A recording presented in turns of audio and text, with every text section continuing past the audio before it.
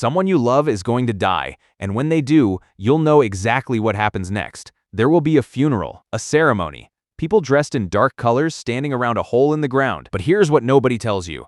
That ritual, the burial, the mourning, the goodbye is one of the oldest things your species has ever done.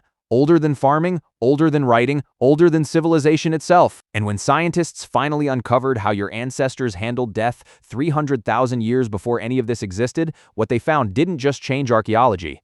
It changed what we thought it meant to be human. In 2013, a team of cavers in South Africa crawled through a tunnel so narrow they had to exhale just to fit through it. The tunnel was 5 inches wide at its tightest point. It dropped 30 feet underground into a chamber so remote that no large predator had ever entered it. Inside, they found bones, hundreds of them, belonging to at least 15 individuals. Males, females, children, the elderly. No stone tools, no food remains, no signs of habitation, just the dead. The chamber was called the Rising Star Cave. The species was something nobody had ever seen before. Homo naledi, a small-brained, small-bodied human relative that lived roughly 300,000 years ago. Here's why that matters. For decades, scientists believed that burying the dead required a big brain. Abstract thinking, the concept of an afterlife, grief complex enough to demand ritual. Homo naledi had a brain the size of an orange. And they were carrying their dead through an almost impassable tunnel in complete darkness to lay them in a hidden chamber underground. Nobody asked them to do this. Nothing about survival required it. They did it anyway. But Homo naledi isn't even the oldest evidence we have. What came before them is stranger and far more unsettling. Go back further. 430,000 years ago, a cave in northern Spain called Cima de los Huesos, the Pit of Bones. Researchers lowered themselves 43 feet down a vertical shaft to reach it. At the bottom, they found the remains of at least 28 individuals, all of them thrown in, one by one, deliberately. There was a single object found alongside them, a hand axe, carefully carved from red quartzite, a material that didn't exist anywhere near that cave. Someone had carried it a long distance specifically to throw it in with the dead. Nobody knows why, but here's what the bones themselves revealed. The bodies showed no signs of being eaten, no cut marks from butchering, no evidence of a kill. These were not prey. They were placed there, with intention, with what looked unmistakably like care. Scientists called it the earliest known mortuary behavior on Earth. Not burial exactly, something older than burial. The instinct that death requires a response. But caring for the dead is only one side of what ancient humans did.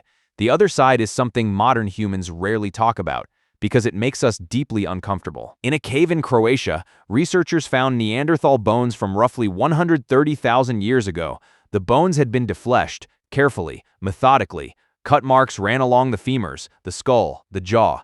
At first, scientists assumed the worst, cannibalism, but something didn't add up.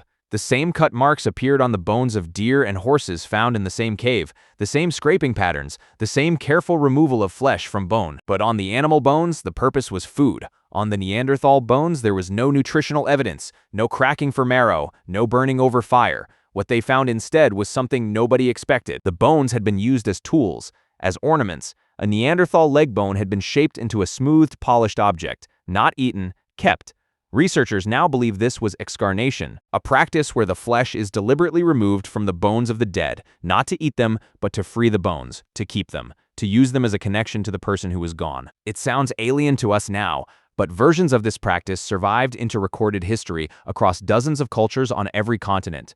Your ancestors didn't just bury their dead, they kept pieces of them. And then, around 100,000 years ago, something shifted. Humans didn't just start treating death differently, they started decorating it. Kafze Cave, northern Israel, 100,000 years ago. A child buried with deer antlers laid deliberately across the body. A woman buried with her infant placed at her feet. Shells and red ochre pigment scattered across the remains. This is the oldest known deliberate burial with grave goods on Earth.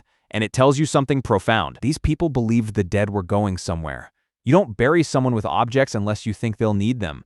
You don't mark a grave with pigment unless the place matters to you. You don't lay antlers on a child's body unless the act of doing it means something beyond just disposing of remains. Grief had become ritual, and ritual is the beginning of everything. Religion, art, storytelling, music, every single one of these things is traceable at its root to the moment humans decided that death was not just an ending, but an event that demanded a response. The first ceremony humans ever performed was almost certainly a funeral. But here's the part that changes how you see your own life. It's not what they did for the dead, it's what the dead did for them. Anthropologist Ernest Becker won the Pulitzer Prize in 1974 for a single argument. Everything humans have ever built, every pyramid, every cathedral, every empire, every work of art is a response to one thing: the knowledge that we are going to die. He called it terror management theory. The idea is simple but staggering. When your brain becomes capable of imagining the future, it becomes capable of imagining its own absence. And that terror, that specific, uniquely human horror of knowing you will one day not exist, is the engine behind almost every meaningful thing our species has ever done. We build things that outlast us because we can't outlast them ourselves. We have children to carry something of us forward. We tell stories so that our name survives our body. We create cultures, religions, and civilizations, vast symbolic structures, specifically to make death feel like it isn't the end.